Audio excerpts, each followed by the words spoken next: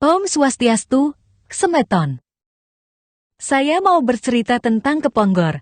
Apa yang dimaksud keponggor? Keponggor adalah sebuah perbuatan yang tidak disukai leluhur dan tidak mendapatkan penyucian, sampai mati tidak akan ada penebusannya, gegodan dan kesusahan akan terus didapat oleh sentananya. Keruntuhan akan dialami oleh 7 leluhurnya naik yang telah menjadi dewa, dan keruntuhan akan diwariskan ke 7 turunannya, sengsara turun-menurun, mencari rejeki dengan perbuatan yang tidak jujur, baru dia akan dapatkan hasil. Kalau tidak jujur mereka tidak akan bisa makan. Keponggor itu antara lain, orang yang pernah menghilangkan nyawa orang tanpa dosa, merebut usaha atau rejeki orang lain, sehingga menyebabkan orang bangkrut, belajar ilmu pengliakan untuk balas dendam, sehingga orang mati dibuat oleh energinya.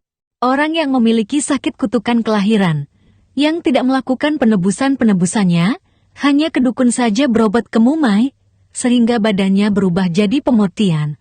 Kelihatan sehat, tidak bisa merasakan sakit yang dideritanya, tetapi energinya membunuh orang di sekitarnya.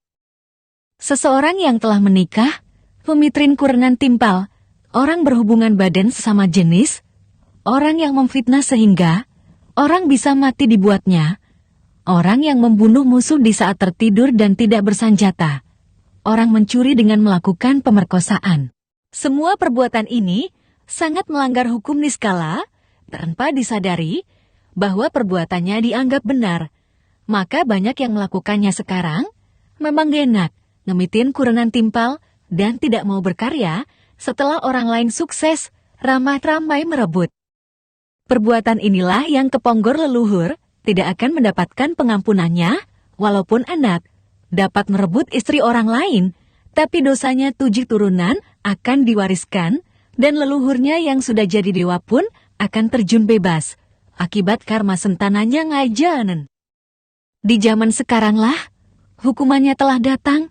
Di zaman pengeleburan ini, barang siapa yang selama ini melakukan perbuatan melanggar hukum alam, akan dibersihkan oleh harmannya.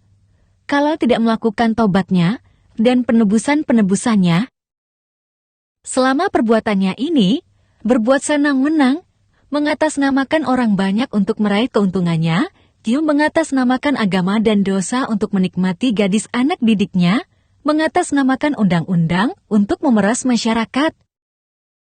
Walaupun memiliki uang bek tanah, bek langit, hukum karmanya tidak bisa dibayar dengan kekayaannya atau kehebatannya, atau banyak memiliki pasukan, hukum karma wesananya tetap akan membersihkannya. Kalau tidak mau bertobat dan mepenubusannya, kembali ke titik nol.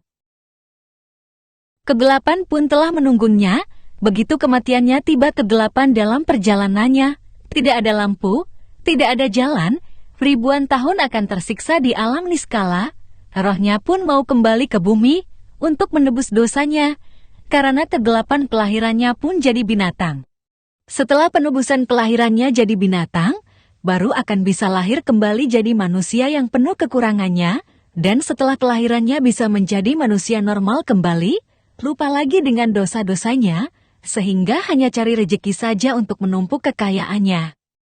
Tanpa mau berkorban ikhlas untuk membayar hutang dosa sebelum kelahirannya, dan hanya maunya bahagia saja.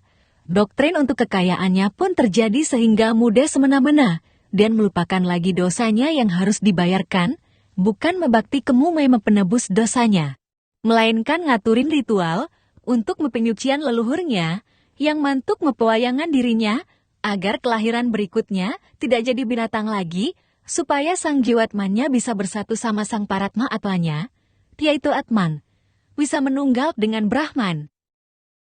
Begitulah kelahiran keponggor, sangat berat sekali menjalani penebusan-penebusannya, 1001 bisa menjalaninya, yang penting mereka nikmat sekarang, itu yang dia harapkan, padahal badannya berbau, begitu dibersihkan.